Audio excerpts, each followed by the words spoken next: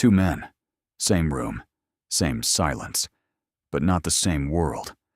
One is loud, Louis Vuitton, Rolex, everything expensive, everything visible, everything saying, "Look at me."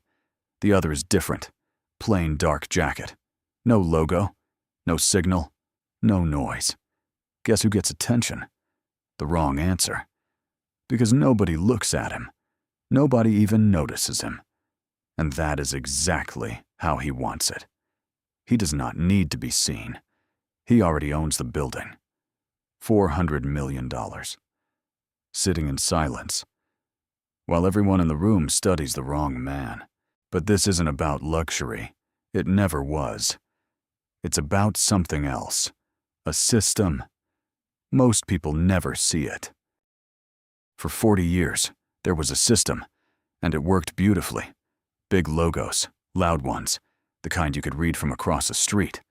LV monogram, Gucci GG, Versace Medusa. You saw it, you understood. Instantly. No translation needed. Was it about craft? Heritage? Taste? No, it was a billboard with a price tag attached. And everyone played. CEOs wore it. Rappers wore it. Daughters of oligarchs wore it. The louder the signal, the more power it carried. Wealth needed witnesses. Status needed strangers. And for 4 decades, it worked. Until it didn't. And the moment it stopped working, nobody announced it. Nobody sent a memo. They just left. Here's where it breaks. Louis Vuitton goes wide. More stores, more access, more visibility. Duty-free, outlets, airports. And then one day, a Vuitton bag appears next to a Toblerone, next to a neck pillow, between Gate 14 and the currency exchange. And just like that, it's over. Not because the bag got worse, because the audience changed. When your status symbol is available to everyone with a layover, it stops being a status symbol. It becomes a souvenir. The wealthy didn't react. They didn't complain. They didn't explain. They just stopped buying. Quietly. Completely. And billions in brand equity evaporated. Not because luxury failed, but because it succeeded too much.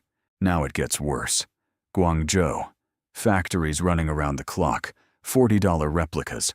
Almost indistinguishable. To most people. In real light. In real rooms. Think about that. Decades of heritage. Hundreds of millions in marketing. Dissolved.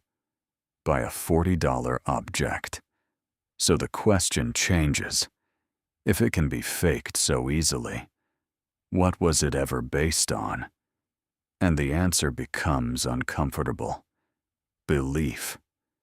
And belief is fragile.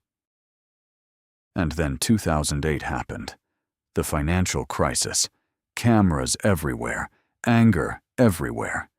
Visible wealth stopped feeling like power. It started feeling like risk, like exposure, like a target. So the wealthy changed something.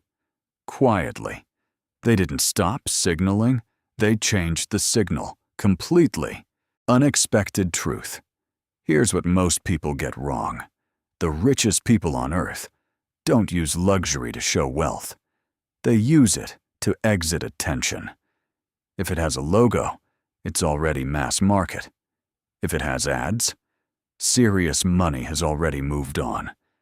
If you can recognize it instantly, it was never meant for you. The goal isn't to look rich. The goal is to look like nothing, while being everything. Loro Piana, Vicuna fiber, high Andes, extremely rare, extremely controlled. No logo, no advertising, no visibility. You don't find it. You access it. And you only understand it by touch, which means you're already close enough.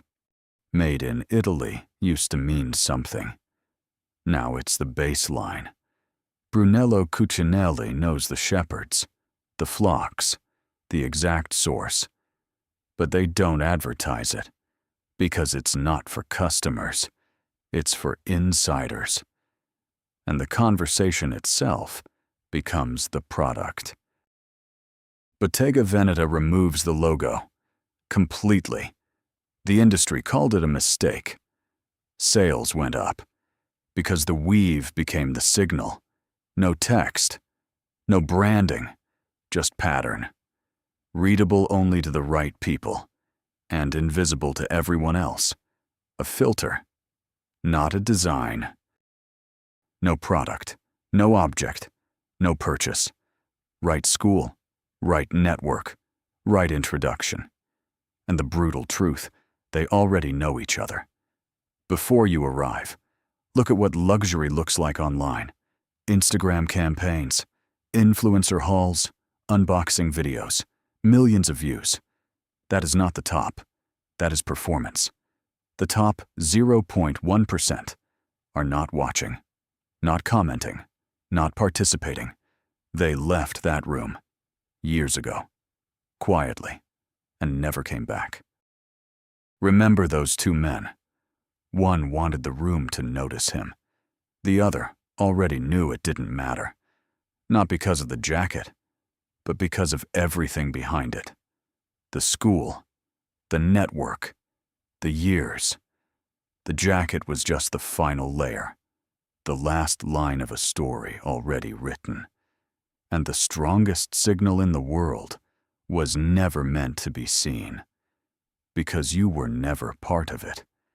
And that was always the point.